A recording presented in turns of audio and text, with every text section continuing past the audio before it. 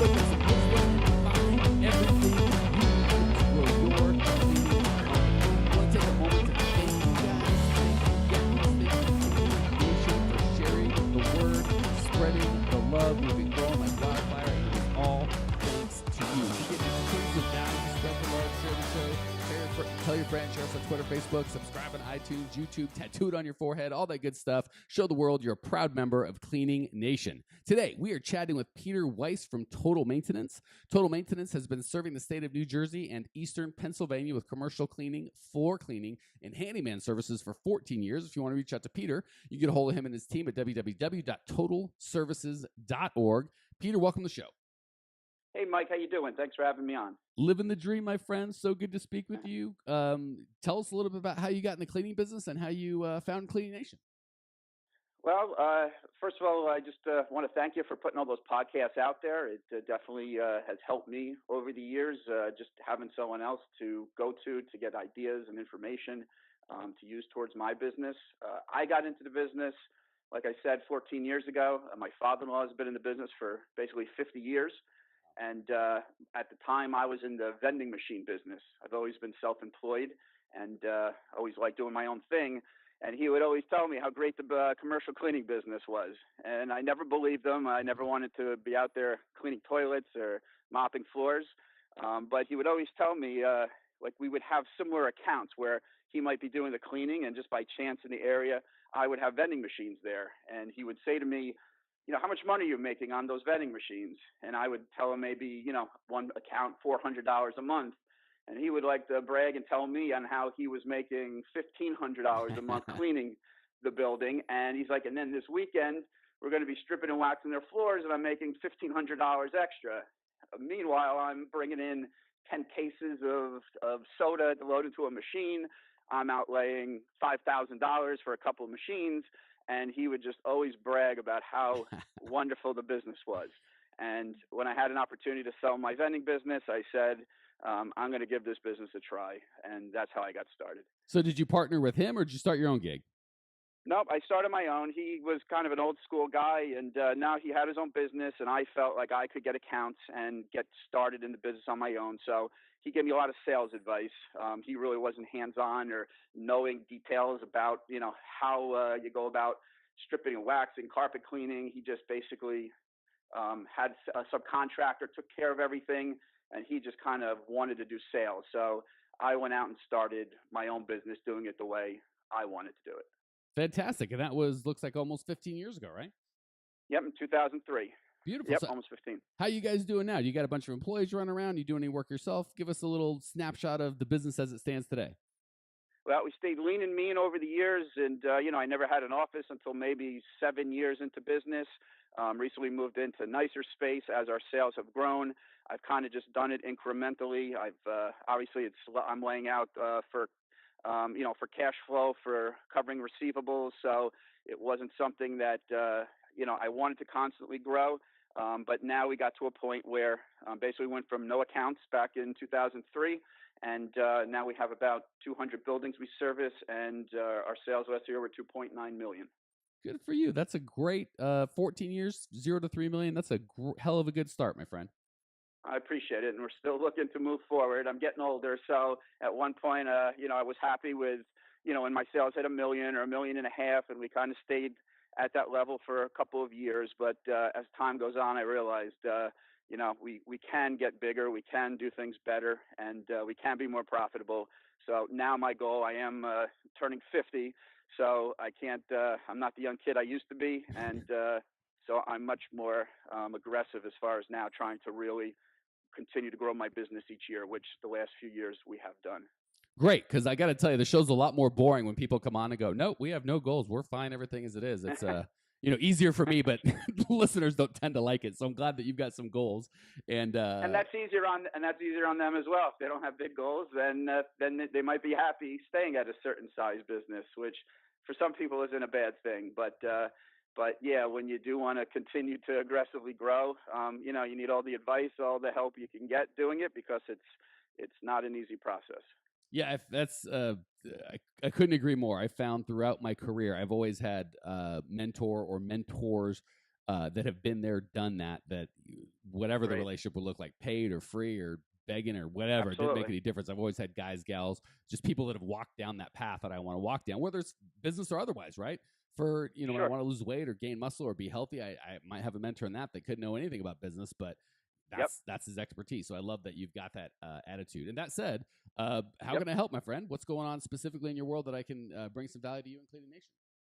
Well, I'd have to say the one area that I feel like for 14 years I've always had issues and not really been able to figure out are with dealing with hiring salespeople. Whenever I ask, people on cleaning boards, on different websites, how much are you paying? How do you end up making sure it's successful? No one really wants to give, I feel, an honest answer, even if they do have salespeople or if they've tried it.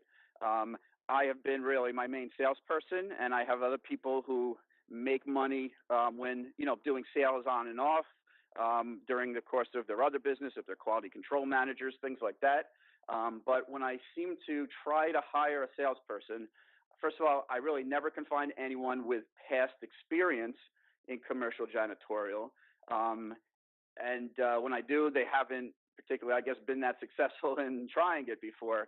But how do you think you would set up someone to be successful where basically year after year you can pay them what they deserve to make as a base salary, and they can make enough in commissions that they're happy and that they're successful in actually closing accounts?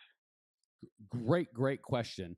Let me ask just a couple background questions, and then I'll get into Of course. details. So I can't remember if you mentioned this already or not. So you're doing about 3 million now. What are your goals over the next 5 years? So I can make sure that these salespeople fit into what you're doing, right? A lot of people want to kind of grow just to grow, and they think, Right. well, this will help or that'll help or whatever initiative they think. And I want to make sure that we're always putting anything we do in terms of sales and marketing in context with overreaching goals. So give me kind of the bigger goal that we're looking to serve, and then we'll talk about how salespeople might or should fit into that. Sure. I mean, my goal really the last few years is to try to grow about 20% a year. The last few years, economy has been positive, so I've been able to do that. A lot is taking care of your customers and making sure we have good references to help our salespeople move forward. But now we're really looking to really try to grow. Right now I think we're averaging close to 3.2, 3.3 million a year since the end of last year. So it's to continue to add on more accounts, and my goal is to be up about 20% each year. So we just know we need more accounts to keep doing that. Yeah, and 20% doesn't, sounds like a good goal, but nothing outrageous. Once you get to the multi-million-dollar stage, especially $3 million, that's $600,000 a year. That's not it's not insane by any stretch, but just don't be, anyone out there doing $100,000, don't go too crazy with 20%. I do that in my sleep. Well, yeah, but so just keep that in mind. All right, great. Thank you for the context. Right. That'll help me. I've got a lot of stuff. So first of all, my last business was a car dealership. So I had a sales force there. Before that, I had a construction company, had a sales force there. So I've done this and there's some things I've done and know about, and some things I haven't done and still know about, and some things I haven't done and don't know about. And I always want to let you know. And that's why I'm asking you, because I do know what you've done in the past, and I know you have some familiarity with it. It's really the aspect of commercial janitorial. You're right. There's salespeople selling everything. And I've tried some people who have sold other things, but when they got to the process, which it's more of a process selling janitorial, you're not going door to door, putting an advertisement in a phone book and getting an instant sale, or selling, Girl Scout cookies where someone just buys it when they see it. You're talking about, the longer process of cultivating a potential customer and working on them, and it may not be that instant gratification type of sale in this business. Yeah, and it's funny. I've got some notes here I've been taking as you've been talking to make sure I get everything out in the right order, and that's one of the first things I had is let's set some expectations first, because I think that'll help. A lot of times people expect A, and when it turns out to be B, even though B is on track and successful, they give up because they expected A. So if your expectation is, hey, I'm going to hire a sales guy, pay him, whatever, some sort of base plus a salary, or gosh, there's so much to talk about. But if your expectation is certainly in the janitorial company that I'm going to hire this guy, and 2-3 months in, I'm going to start getting positive cash flow, and this guy's going to get a good return on your investment, it's certainly possible. But it's not a business strategy. I've found, and in construction, similar. It's more of that you're building a relationship. You've got the service. You kind of, You need to wait till they're ready to buy, right? With a lot of the larger commercial companies, they're ready to buy when they want to buy, not when you want to sell. Right. So long story short, you've got to look at for me, it was 6 months. I'd look to lose money for the first 6 months and then start making money, which isn't a fun prospect. But again, I'd rather just tell you that's how it is. And then you add turnover to it. It's really kicking the nuts. If this guy leaves after 4 months, you're like, well, that was just a big, endless bucket of money. The second thing is, even if he leaves after 9 months, it's like, well, God bless it. He started making money. Now he's gone. I got to start over 6 months ago. So that's a bigger concept than people might get in terms of it takes a while to close deals. It takes a while to learn the business, and it takes a while. So just know that it's a long-term thing, and you're going to want to have multiple salespeople for that very reason. If you hire one guy or gal, and he's 7.5 months later, he parts ways and you haven't really gone anywhere, you have to start all over with somebody else. If you hire 3 people, one can suck, one could be average, and one can be a winner, and at least you've got something going on. So that's the first thing, is set expectations properly. It's not a short-term win, it's a long-term win. The good thing is, before you get too depressed, I want to jump out of the building. One that you clean, ironically, because it's so difficult. What you were saying, no one else wants to tell me how they do it. I'm guessing one of 2 reasons. One, they're not doing it. 2, more likely they're doing it, but they're not having any success, so they don't have anything to say. That's why they're not telling you. I think so. Yeah, so I'm telling you, just because it's hard doesn't mean it's not working. So that's the first piece. Second thing you said, I'm just going to hit this really quick. Compensation. Yeah. Especially when it's such a negative cash flow proposition up front. So many people are tempted to do, oh, it's fine. They're free. They're commission only. I've tried it. I've done it. I don't recommend it. Treat them like a base salary. The problem is when you go commission only, in their mind, it's he's not paying me. I can do what I want when I want. It's not a real job. In your mind, I don't really need to pour the resources or time into him because he's not a real salesperson. Right. And it makes it harder. So as painful as it is, it doesn't have to be a ton of money, but I'm not talking minimum wage. Like, depending on the part of the country you're in, it might be a $30,000 to $60,000 base salary with the opportunity to make more. Okay, that's the first thing. Second thing is, you mentioned past experience. I don't know that that's what I'd be looking for. I'm looking for someone that is a core values match first and foremost, period, end of sentence. If they're not a core values match, I don't care who they are, they're not qualified. Second, I'm looking for someone that will go out and get it and drag it home, kill it and drag it home. That mentality and attitude, whether they've sold before or whether they've sold janitorial services before, secondary. I need that killer instinct. I'll give you a quick hint that worked really well for me. At the end of every sales interview I ever did, my last quote unquote question was, hey, Peter, really appreciate the time. I've enjoyed it. Unfortunately, I don't think you're going to be a good fit. And then I just shut up. And what you're looking for is someone to go, well, you're a big jerk, Mike. I don't want your stupid job anyway. Oh, great. Thank you very much for letting me know where we stand. Or I'm so sorry, Mr. Campion. I didn't mean to waste your time. I'll be on my way. Oh, my gosh. Thank God I didn't offer you a job. What we're looking for is, oh, my gosh, Peter, tell me about that. I thought we were having a really good conversation. And from what we've talked about, it seems like it's going to be an excellent fit. Quite frankly, I'm shocked. Can you give me some insight as to what I'm missing? Now I got a sales guy, right? I don't care if that guy's sold building service contractors or not. That's what I need, is someone that's going to go after it. So go ahead. And you're basically making them sell their way in. So you're telling me, sell me on why you think you'll be good at this. Yeah. Or actually, and I'm doing it the way the customers will. The customers won't go, hey, big guy, sell me on why I should use your janitorial services. They'll just say stuff like, I don't think we're a fit. And you can't afford to have the guy go, okay, well, I'm sorry to waste your time. You need him to go tell me about that. I'm shocked. Let's talk. Okay. Yeah. I'm going to move quick because there's so much stuff. So the past experience, first and foremost, I'd go for drag it, kill it home, or drag it, kill it home. Get out, kill it, drag it home, feed the family. I'm going to do what I got to do. Second, I'm going to look for sales experience, right? I do like that they have, or at least commission-based or performance-based pay. As far as janitorial services, I could take or leave.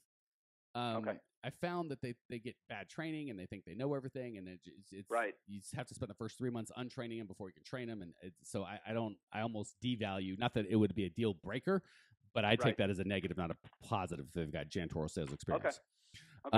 Okay. The last big concept I want to get, and then we're going to hit the lightning round because I'm dying to get some of your experiences out to Cleaning Nation, is marketing. Sure.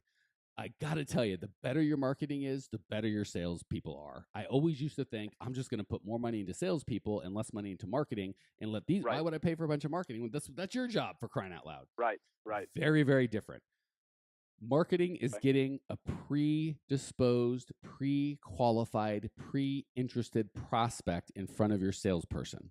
That is absolutely the job of the company. It's far cheaper than salespeople. It's far quicker than salespeople. It's a lot more fun than salespeople. And once you've got that locked and loaded and you've got these systems running in the background, not a bunch of people, not a bunch of staff, just systems. Now, when you've got, there's a difference between the salesperson going, well, there's the phone book and here's the cities we work in. Go get them, Tiger.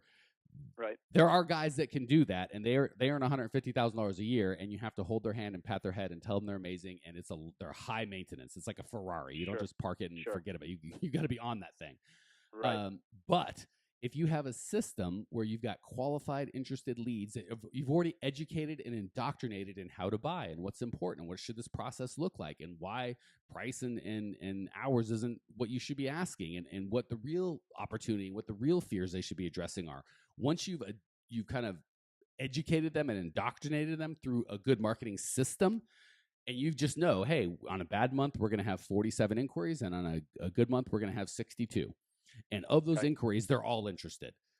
Now you can hire a salesperson that has got a chance to succeed. That's not just this unicorn that you have to pay a couple $100,000 a year that can go out and do everything on his own. Now you can pay a regular mere mortal that doesn't need all this attention and time, a lot less money, and he's going to be happy as pie because he's only talking with qualified, pre-educated customers. So I'd focus probably first on the marketing to make sure I've got the good qualified leads first, and then the salespeople to handle those leads, as opposed to the salespeople try and do the whole thing because it's too expensive. It doesn't work. Questions, comments, thoughts? Are you using mostly telemarketers to get those leads? No. To set that up? No, I would actually consider a telemarketer a salesperson. Yeah. So that's what I've used a lot. You're right, but I kind of feel like you're right. They have part of they make decent amount of money if they're getting good leads that close, and but yeah, they really are doing part of the sales process. So that's where I assume maybe you're saying use telemarketers to get the leads for the salespeople, but that would just be, I think, too much money invested in the salesperson to get them leads from the telemarketer. I take those leads myself and go out and try to close when I use a telemarketer to get leads. Which is totally appropriate from 0 to about $1.5 million, maybe 2. At the level you're at, now's the time to start shifting out, unless it's maybe you might say, hey, if it's a $10,000 a month account or more based on the square footage and what we know, I'm taking it. If not, I'm going to leave it to a salesperson. Or once you get good salespeople, they should be better than you, and you don't have to even do that. You can say, let's have my best guy on it, and that ain't me. So that said, ideally. Yeah, a telemarketer is really just another form of a salesperson. You're just breaking the sales process into two parts. Okay. Marketing would be like this podcast is marketing, right? I do zero sales, but guess what? I get so many people calling me going, Mike, oh my God, how much do you cost? What can I pay you to? And I don't have any salespeople. I don't even sell. Right. I take orders, right? And I'm not saying you should do a podcast, but do you see the difference between telemarketing is interruptive? Hi, Pete, my name is Mike Campy, and I'm with Camping Cleaning Service, and who's the guy I need to talk to in charge? I'm interrupting you, right? You've got 47 things you're trying to do, and a cleaning service ain't one of them. Yes. But if I have some sort of educational process online, in Facebook groups, offline, in a newsletter, in lunch and learns, I don't want to get too focused on modality.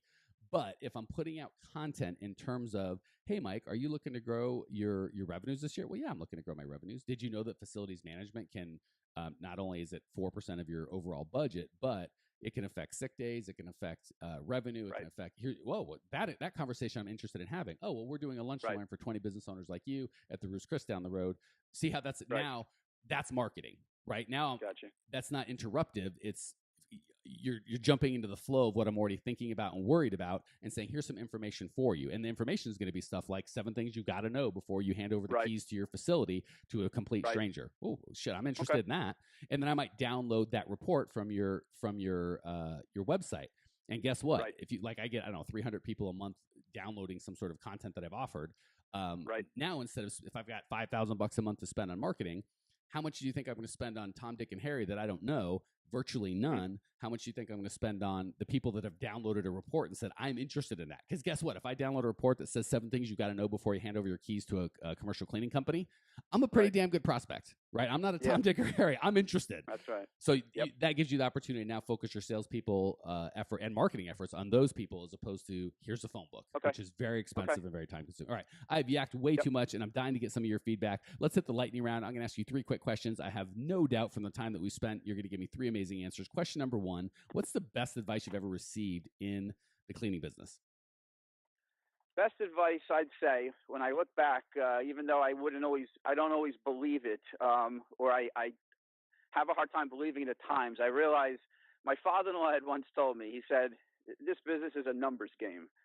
And I would say, I don't really believe that. I love my customers. I work so hard in this building, especially when you lose a customer. He would say, don't worry about it. It's a numbers game. Just go out and replace it. And it's basically an amount of money, which is what the overall goal is, to make money in this business. So even though I feel, I'm down, I'm out, a customer canceled me, I don't know why, what did I do wrong? How can I get him back? The bottom line is, at the end of the night, I try not to stress about it, because I realize if I go out tomorrow and get another account that size, I've replaced it. And I try to, in the big picture of things, look at it that way, that it really is just a game of numbers. And, at the end of each month, the end of each year, you want to reach a sales goal, and you are going to lose business in this type of business. And you just can't let it eat you up all the time. I think I'm with you. I think there's about 2/3 of that I'm behind and agree with, and a third I'm like, I have some different thoughts. But luckily we're out of time, so I won't bore you with all that. Question I'm with number you as well. I kind of grapple with it as well, and I would say I don't always, my customers, they are very special. They mean, but in reality, then I get sick to my stomach about when I lose an account, and I just kind of look back and take it that way after. I just knew my father-in-law would be telling me that in my ear. And it's a tightrope, really. If you get too involved, you're right, you'll get crushed emotionally. If you don't get involved enough, you're doing something wrong. So I think that there's a balance. All right, question 2. What's the biggest mistake you've made in the cleaning business that we can all learn from? Well, I would say basically to where you're cleaning, make sure it's a safe environment for you and your employees. Early on, I took on a surgical center. I don't know why they gave it to me, because I had no past experience, but now we specialize in medical cleaning surgery centers, dialysis centers. But what I didn't know then, I just figured, we're going to go in, we'll make money, we'll clean this place up without having the proper knowledge to keep myself safe, to train under OSHA guidelines, bloodborne pathogen training, needle stick prevention. We just didn't have the safety information to be set in an environment like that. And in reality, we should never have been there. Fortunately, we lost the count after not too long. This was maybe a first year or two when we started. But that, looking back now, that was a huge mistake. And it's just because it's something I didn't know. I just thought a cleaning company goes in and takes care of a facility like that. So it's really, as far as safety goes, and proper training of your employees is basically our number one priority at this point in time. Well, you're going to learn that lesson. It's just you get to choose whether you want to do the hard way or the easy way. Yeah. So. Oh, yeah. All right. Great feedback. Last question. What's one idea, something simple and easy that Cleaning Nation can implement right away to improve their business and or their lives? I would say my entire way I run my business, actually since day one, was giving great customer service. Every business, and including cleaning, is if you provide great customer service, 99% of the other cleaning companies will not be able to match you. They're focused on cleaning the building and taking care of cleaning issues. But I would just say go out and see your customer, see them during the day. Don't just send an email, which is fine as well, or leave a message for them. But actually just go, shake their hand, let them know who you are, let them know you're an actual person, and that you're the one behind your cleaning company, and you're the one who's maintaining what gets done at night. And I think it'll help keep your accounts much longer if they can put an actual face to the company that's cleaning there at night. And that's a KG veteran secret, by the way. It is so fun and sexy to go get new accounts and sign up new people and get everybody started. It's so much fun, so sexy. But the reality is the money is made in keeping every account you've got another couple months, keeping the accounts that you've got longer. Oh, yeah. It's so much more profitable, so much less kind of emotionally satisfying, right, to get that check every month. Right. Of course. But the reality is once you get past that emotion, if you want to make money, keeping your customers is a huge key. All right, Peter, thank you so much for joining us. I just love your story, your passion, your desire to grow. I know that Cleaning Nation appreciates you. Cleaning Nation, when you want to check out Peter's show notes page and discover everything you need to grow your cleaning company, it's all growmycleaningcompany.com. Leave your questions, your comments, your rude remarks. I will see you there. Congratulations! You are now 16% smarter. Still can't get enough cleaning goodness? Go to www.growmycleaningcompany.com for more of the good stuff. Ever want to be rich and famous? Owners of cleaning companies as well as industry experts can apply to be featured on the show by emailing our producer Natalie at support@growmycleaningcompany.com. Until then, don't miss out on all the latest cleaning industry lovin' at www.growmycleaningcompany.com. Check it out now.